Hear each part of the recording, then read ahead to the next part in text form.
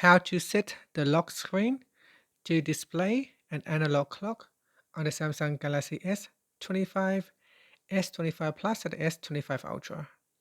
First, tap on the home button to return back to the home screen. Then on the home screen, touch and hold. Next, we go down and then tap on Wallpaper and Style. In here, tap on the left-hand side panel. Next, tap on the clock panel. And from here, tap on Style tab. Then swipe across here and select an analog clock style. Now you may resize the clock to make it larger or smaller, and then tap on Done. And now tap on the home button to return back to the home screen.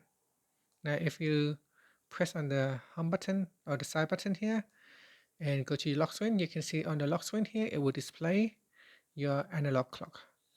And that's it. Thank you for watching this video. If you found it helpful, please like and subscribe to my channel for more videos.